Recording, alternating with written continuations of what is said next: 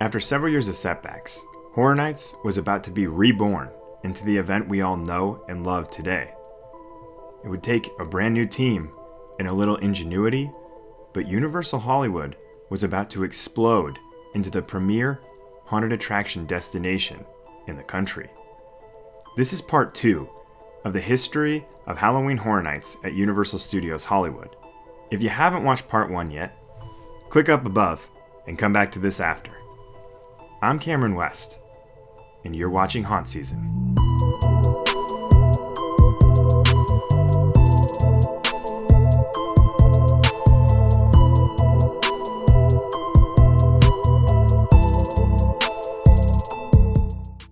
Halloween Horror Nights would finally return to Universal Hollywood in 2006, but this time it would usher in new experiences and a total change in the way the event was presented.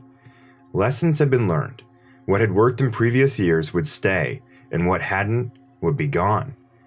But one of the most significant changes to the event, and the one that has defined Horror Nights ever since, was the appointing of John Murdy as the overall creative lead. Murdy had worked for Universal for several years and had been involved in attraction and show development on both coasts. His long list of outstanding works for the company and his passion for all things horror ensured he would be the perfect fit to head up the grand return of Universal Hollywood's Halloween celebration. At the time, the studio heads in Hollywood had mixed feelings about the event's return. Some welcomed the idea, whereas others were skeptical because of the mishaps in previous years. Murdy, though, shook it off and hit the ground running. Taking what he had learned from Orlando and seeing a gap in the haunt market, it became apparent to Murdy that no one nationally was focusing on the horror movie genre when it came to Halloween-styled events. Universal had, for years, marketed their parks as places where you could ride the movies, but Murdy's idea was to be scared through the movies instead. The idea was pitched to the executives, and it was decided that the licensing of outside properties was a great idea, but the event had to first recover its local fan base and get to grips with how a Halloween event could be held within the sprawling park. Collectively, it was decided that if the event was a success, then IPs, or intellectual properties, would be brought in the following year. Essentially, 2006 would be about logistics and learning the ropes before anything grander was to be presented. So, in early August of 2006, the first news of the returning Horror Nights was sent to the press. This press release detailed how the event was returning with more nightmares and bringing back the beloved Terror Tram experience. But this time, for the first time ever, guests would be allowed to get off the tram and explore the famous sets of the Universal backlot. Since the tragic accident of 1986, it was understood that scare actors actively approaching the trams was completely prohibited, which reduced the scares. But getting the guests to disembark into the scare actors realm would present a terrifying new scenario. Spread out over 5 areas, the Terror Tram experience would see guests venture through a clown-infested Whoville, which led into a trip through the twisted Bates Motel, where guests were confronted by Mother, which gave way to the newly retained War of the Worlds set, where zombies would chase guests into a waiting chainsaw drill team. And the final act would see the director, this year's event icon, push a guest into a wood chipper, which would spray blood at event patrons. The Terror Tram was by far the main attraction of the event, and in keeping with the muted reintroduction of the event, it would have only 2 mazes, both of which were technically reproductions of mazes from the past. The first, Asylum, was actually Hollywood's version of the incredibly popular Orlando house Psychoscarapy, which used set pieces and facades shipped over from the event in Orlando.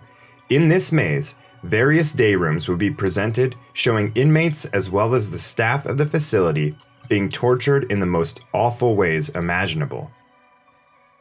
The second house was House of Horrors, a Universal classic monster maze that proved to be so popular that it would actually become a permanent daytime attraction.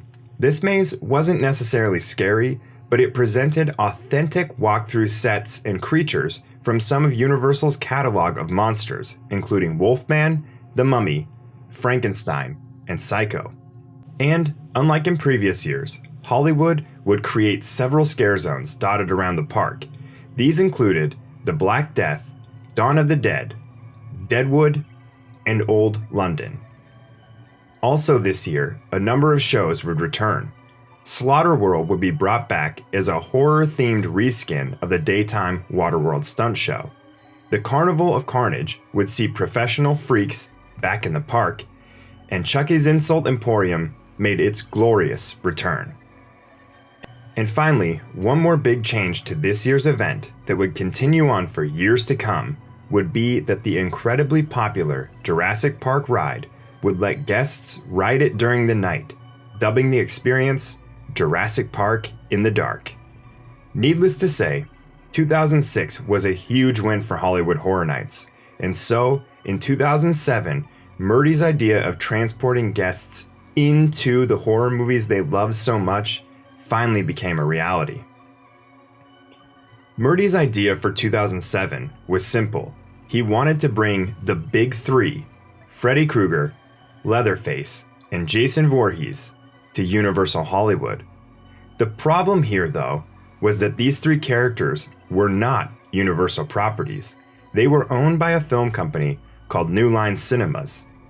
Because New Line was able to successfully combine Freddy and Jason in the 2003 movie Freddy vs. Jason, and successfully relaunched the Texas Chainsaw Massacre that same year, the big three were extremely popular with audiences in the mid-2000s. So, realizing that they could reach even more people by using outside branding, New Line entertained a pitch from Murdy, and, after, agreed to let Universal use the characters in the park. This partnership would set a precedent for every year of Horror Nights that followed. The mazes based on these three icons would be absolutely revolutionary for the haunt industry. Friday the 13th Camp Blood would see guests whisked away to Camp Crystal Lake, where they would attempt to survive repeated attacks set to some of the most iconic death scenes from the franchise by Jason.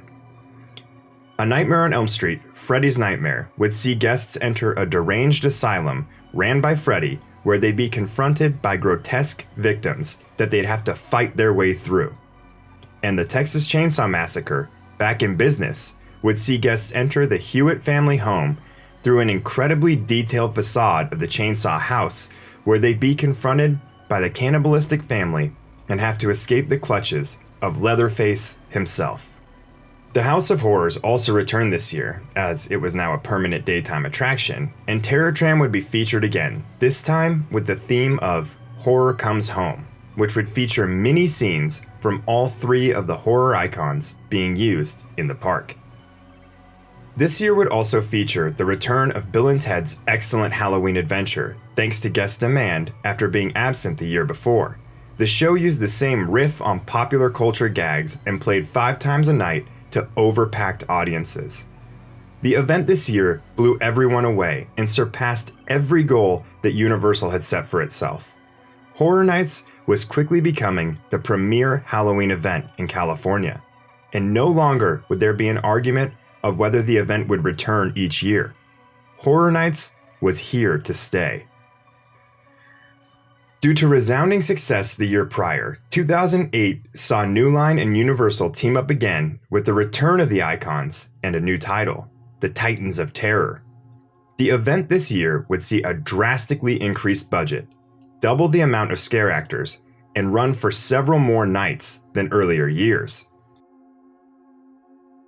With Freddy as the overall icon of the event, he would be featured in his own new maze in the Shrek queue line, Home Sweet Hell. But Universal would also bring back Jason and Camp Blood, and Leatherface and his Back in Business maze, both of which were plussed up for this year. The other new maze this year would be a reskinned House of Horrors called Meet the Strangers, featuring Universal's own IP, The Strangers. Terror Tram would also return with the nighttime tour hosted by Freddy Krueger. Scare zones would feature again, but this time with a few new themes in The Strangers, The Nightmare Begins, and Revenge of the Pigs. All shows returned from the previous year, and the Freddy Chicks were seen dancing around the park. The Igor Awards also returned this year and added a short film competition where aspiring filmmakers could win $1,000 and a red carpet premiere of their film during the event. With a combination of returning mazes, revised mazes, and the master licensing agreement with New Line Cinema, Horror Nights was finally going full throttle. But it wasn't just the fans of the event that were flooding the park. It was movie executives too. Because of the successful partnership with New Line, other studios wanted in on the action, and this is what would really push Horror Nights into the mainstream. 2009 saw Lionsgate bring the wildly popular Saw franchise to the park with the maze Saw Game Over, which would present guests with the greatest hits of torture scenes from the 5 movies that had come out to that point. And joining this would be the very first Halloween maze, The Life and Crimes of Michael Myers, showing scenes from the first 3 Halloween movies. Chucky would finally get his own maze in the reskinned House of Horrors with Chucky's Funhouse, and another new maze, My Bloody Valentine, Be Mine Forever, based on the popular remake that had come out that year, will be built in the Shrek queue line. Another new addition this year would be the Rocky Horror Picture Show, A Tribute, a trimmed-down version of the cult classic film, which proved incredibly popular with guests. 2010 would see 4 new mazes and 1 returner. Saw Game On, another greatest hits of movie scenes.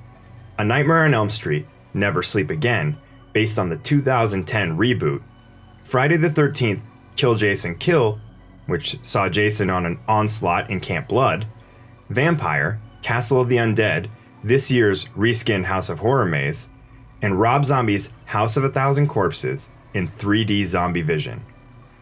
Terror Tram this year would feature Chucky taking over with Chucky's Revenge. 2011 would see Horror Nights expand again with a total of 6 mazes. The Thing Assimilation, Eli Roth's Hostel Hunting Season, Alice Cooper Welcome to My Nightmare, Rob Zombie's House of a Thousand Corpses in 3D zombie vision, and La Llorona, Via de Alma. And Terror Tram this year would finally feature a guest favorite in Ghostface with the theme Scream for Your Life, based on the newly released Scream 4. 2012 would see Universal's mega property, The Walking Dead, invade the park with the maze The Walking Dead Dead Inside, and Terror Tram, invaded by The Walking Dead. The other houses this year would be La Llorona, Alice Cooper Goes to Hell 3D, Welcome to Silent Hill, The Texas Chainsaw Massacre, The Saw is the Law, and Universal Monsters Remix. 2013 would be a troubling year for Horror Nights, as the ever-popular Bill and Ted Show would become the subject of not only controversy, but a complete boycotting of the Hollywood event, due in part to what some people thought was the show's overuse of stereotypes as a means of humor. Because of this, sadly the show closed early and would not return to Hollywood in the years following. Aside from that, this year saw Hollywood double down on The Walking Dead, with mazes including The Walking Dead No Safe Haven, Evil Dead Book of the Dead, Insidious Into the Further, Black Sabbath 13 3D, El Cucuy the Boogeyman, and Universal Monsters Remix Resurrection, and a Terror Tram once again featuring The Walking Dead. 2014 would see The Walking Dead invade Tram one more time and once again expand, becoming the biggest Halloween event in the country, featuring 7 mazes: Alien vs. Predator, The Walking Dead End of the Line, From Dusk Till Dawn, Clowns 3D with music by Slash, An American Werewolf in London, Dracula Untold Reign of Blood, and Face Off in the Flesh. What had started as a small, humble Halloween party had by 2015 turned into a national and international phenomenon. Comcast Corp., who had bought the movie studio and all of its assets, including all its theme parks, back in 2013, had announced in September of this year that the event had contributed a 30% bump in domestic theme park revenues. The event was now garnering national attention, and its move to create and develop licensed properties into movie-quality experiences had paid off. The event had consistently broken records on attendance and revenues year on year for a 10-year run. To cement its place as Halloween King, Universal needed 2015 to be a huge year, and indeed it was. To replace the Bill and Ted Show, Universal brought in the world-renowned dance group, the Jabberwockies, a show so popular it continues to play to this day, and introduced 6 mazes, the quality of which had never been seen before anywhere in the world. The Walking Dead Wolves Not Fear, Insidious Return to the Further, Halloween Michael Myers Comes Home, This Is the End 3D, Guillermo del Toro's Crimson Peak Maze of Madness, and AVP Alien vs. Predator. This year's tram tour was themed to the increasingly popular The Purge franchise. 2016 would see the opening of the permanent The Walking Dead attraction at Universal, which would feature as a house alongside American Horror Story, The Exorcist, Freddy vs. Jason, Halloween, Hell Comes to Haddonfield, Krampus, and the Texas Chainsaw Massacre Blood Brothers, with Terror Tram being themed to and presented by longtime fan of Horror Nights, Eli Roth. 2017 would see the return of the Titans of Terror on the tram, hosted by Chucky, and with houses The Shining in the Mummy Queue, American Horror Story Roanoke, Ash vs. Evil Dead, Saw The Games of Jigsaw, Titans of Terror, Insidious Beyond the Further, The Horrors of Blumhouse, and The Walking Dead attraction. And if the run of the last few years had seen Horror Nights become an epic success, 2018 is the year that would see Hollywood's Horror Nights go completely nuclear, with the announcement of the long-rumored and highly anticipated Stranger Things maze.